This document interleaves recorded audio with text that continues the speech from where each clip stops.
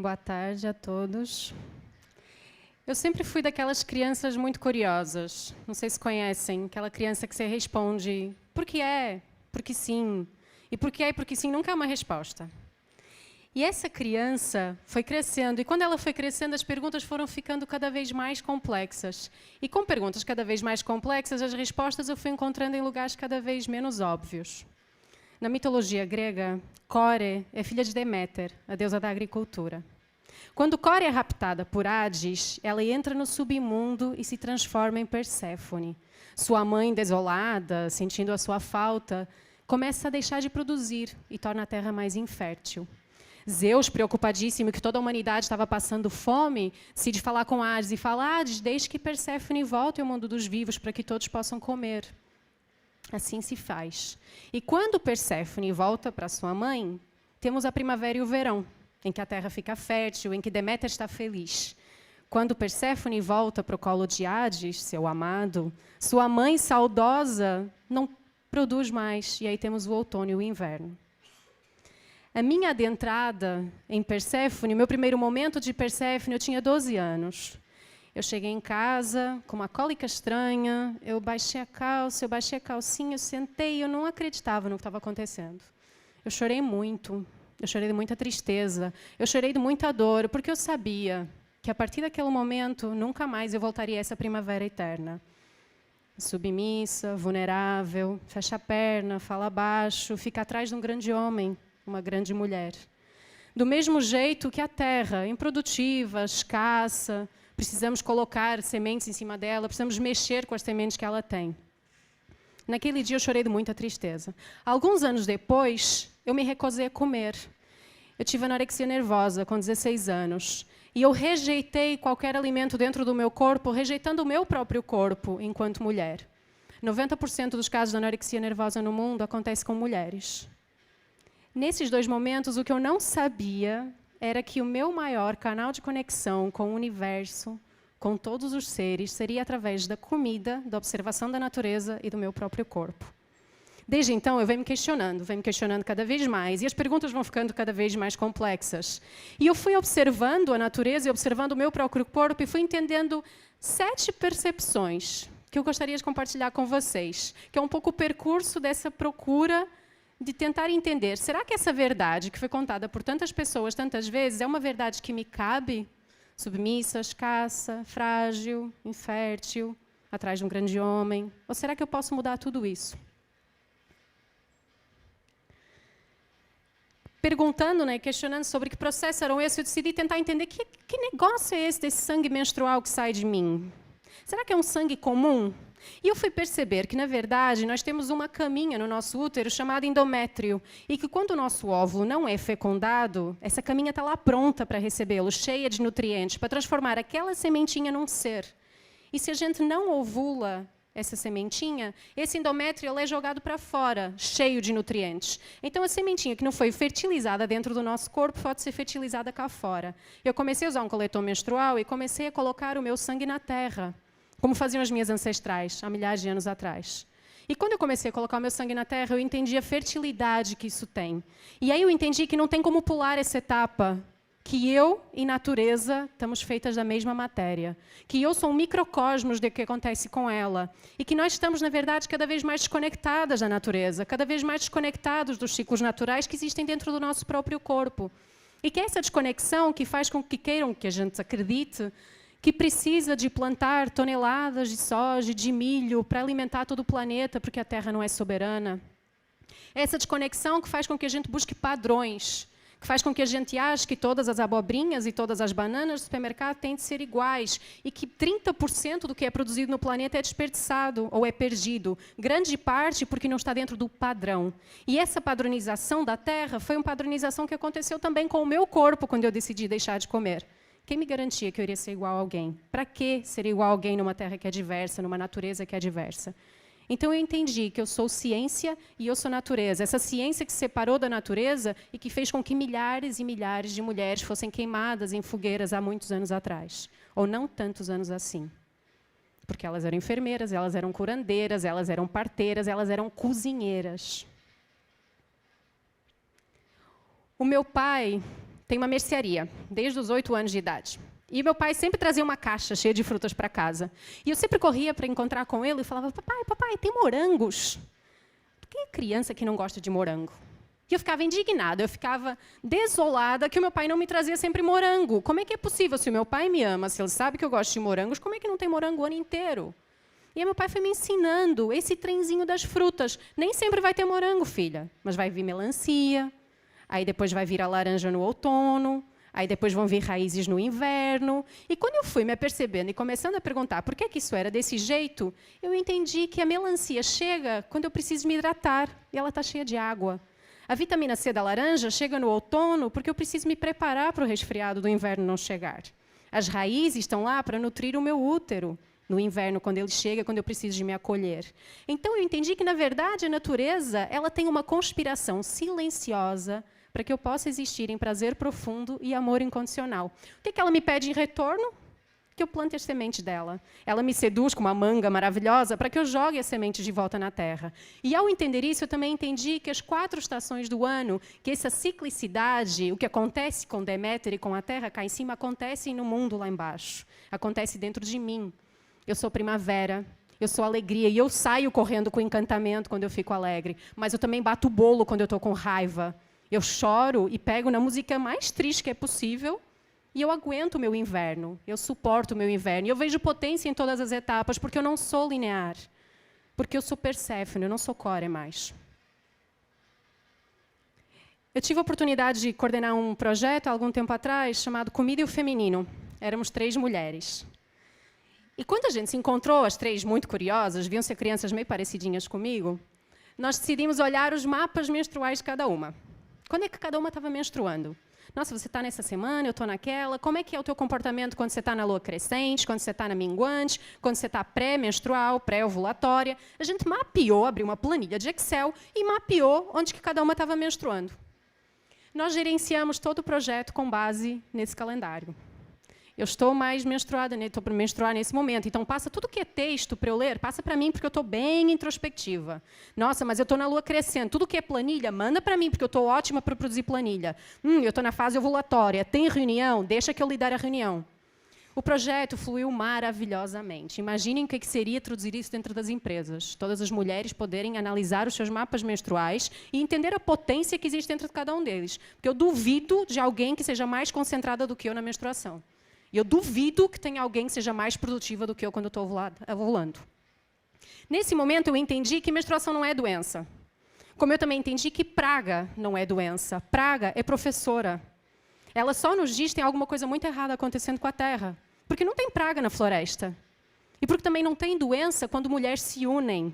Porque não é para a gente estar separado, como não é para fazer uma monocultura em cima da floresta. Se as plantas colaboram entre elas, a praga não acontece. Se nós colaboramos entre nós, a menstruação deixa de ser uma dor. Somos cronológicas. Eu achei muito estranho quando eu cheguei no Brasil, há 7 anos atrás, e comecei a observar as frutas secas, rabanada, Papai Noel do lado do coco vendendo na praia. Eu comecei a não entender por que o Natal aqui era celebrado igual que celebrava lá em Portugal, de onde eu venho. E aí eu fui tentar entender o que acontecia antes do Natal, o que acontecia antes desse calendário gregoriano e desse calendário cristão que a gente segue até hoje em todo lado, na grande maioria dos lugares, sem muito olhar crítico sobre ele.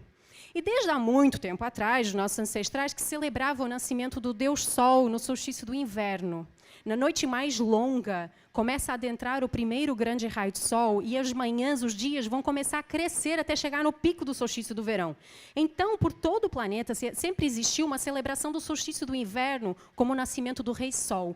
Em várias religiões, a gente vai identificar esse período, ali entre 21 e 25 de dezembro, como o período do nascimento do grande Deus, que tem uma relação com o solstício do inverno. Só que aqui, o Natal acontece no solstício do verão.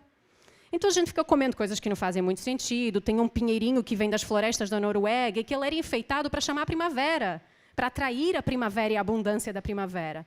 E quando eu comecei a pensar sobre isso, eu entendi, mas por que será que também a Páscoa acontece no equinócio do outono, Não sei se vocês sabiam, mas a Páscoa em inglês chama Easter, e Easter provém da palavra Ostara, que é uma deusa celta que celebra toda a fertilidade no equinócio da primavera, e ela é representada com um coelho e um ovo.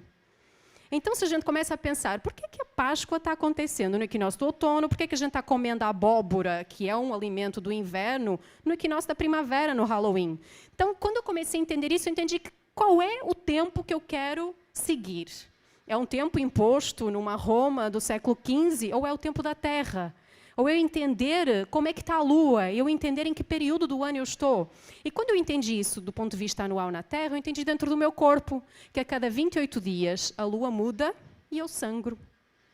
E isso continua, e ela fica minguante, e eu fico létea, e ela vai e eu menstruo, e ela cresce, eu estou folicular, e ela vai lá no topo e eu estou ovulatória. Isso acontece todos os 28 dias. Então eu entendi que a Terra, ela é cronológica, ela é a minha agenda, e o meu corpo marca o tempo também. A gente pode observar o mundo de acordo com cada sentido, ou a gente pode se permitir observar com os nossos 5 sentidos. Pode olhar uma maçã, e a gente só consegue olhar a maçã com luz, elemento fogo. Pode tocar a maçã. A gente toca a maçã com a matéria, elemento terra. A gente cheira a maçã, a gente só consegue cheirar com ar, olfato. A gente prova a maçã. Tenta ter sabor sem água, elemento água. E observar tudo isso de um ponto de vista integrado, éter. Etérea. Os 5 elementos da natureza existem dentro do meu corpo, na percepção que eu tenho sobre tudo. E isso só quer me dizer a mesma coisa. Existe uma conspiração para que eu consiga viver em plenitude, em prazer absoluto. Se isso não é amor incondicional, eu não sei o que é. Eu estava numa palestra há algum tempo atrás e tive a oportunidade de conversar com pessoal que trabalha com agrofloresta. E aí eu entendi que na agrofloresta, o que é mais importante é a poda das árvores.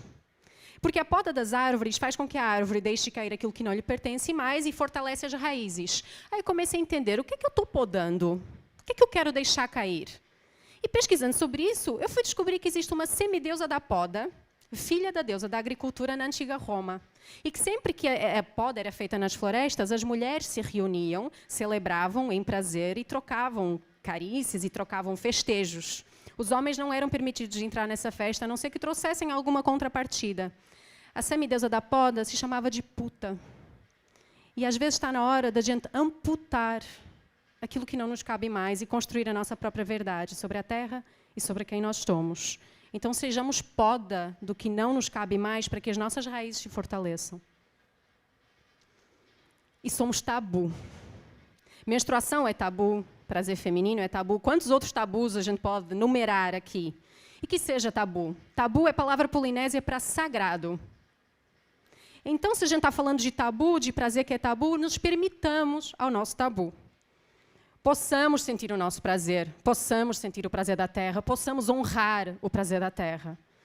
Porque se é para ser tabu, então que seja tabu integralmente.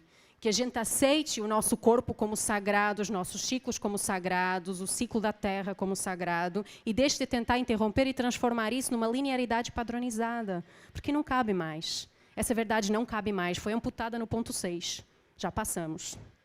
Então, que todas permitamos ser tabu de nós mesmas.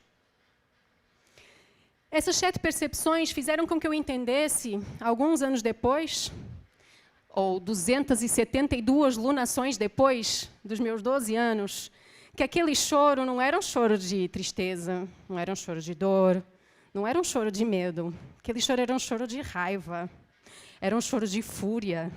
Porque quem se permite, quem tem o discernimento de me chamar de vulnerável, de me chamar de frágil, de chamar a terra de escassa, se ela tem 300 mil espécies comestíveis e nós consumimos 200, quem se atreve a dizer que eu sou frágil, que eu sou infértil, que eu sou o que seja, se eu tenho o tempo dentro de mim, se eu carrego o universo dentro do meu corpo, se eu sou cíclica, se a cada 28 dias o céu muda e eu mudo. Quem se atreve a dizer e a falar sobre a minha beleza, a padronizar a nossa beleza? Se todas somos abundantes, todas somos potência. Quem se atreve a continuar com esse paradigma que faz com que 40 mil mulheres sejam estupradas por ano no Brasil, com que 13 sejam vítimas de feminicídio, que faz com que o Cerrado esteja sendo destruído, que a Amazônia esteja sendo destruída? Quem se atreve? Esse choro é de fúria de todas nós. Quem se atreve a dizer que mulher não trabalha com mulher, que mulher não é amiga de mulher, que a gente só compete? Quando estamos juntas e sabemos disso, as nossas menstruações se alinham.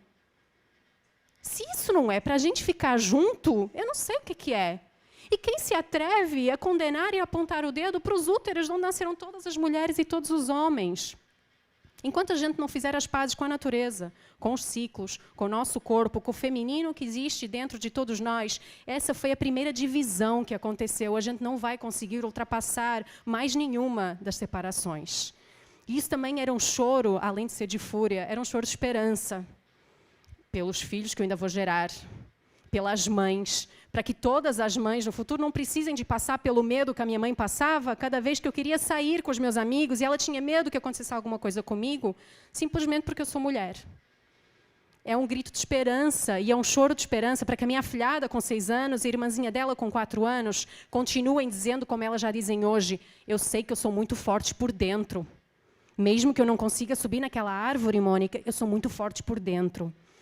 É um grito de esperança, é um choro de esperança para que todas as meninas, para que todas as mulheres, para que todas nós saibamos que a Terra é uma mulher e o nosso útero é o universo. E que a gente se sinta muito privilegiada. Tinha grande chance da gente sair sem um útero e a gente nasceu com um. Tinha grande chance da gente não poder gerar vida e a gente pode. Então que a gente se sinta muito privilegiada pelo poder que a gente tem, pela potência que a gente é, pela beleza que diz por dentro da gente. Então, esse choro é para mim, é para todas vocês, é para toda a humanidade, que a gente possa transformar essa verdade e recriar uma verdade nova para o que é o feminino e é o que é na Terra nesse mundo. Muito obrigada.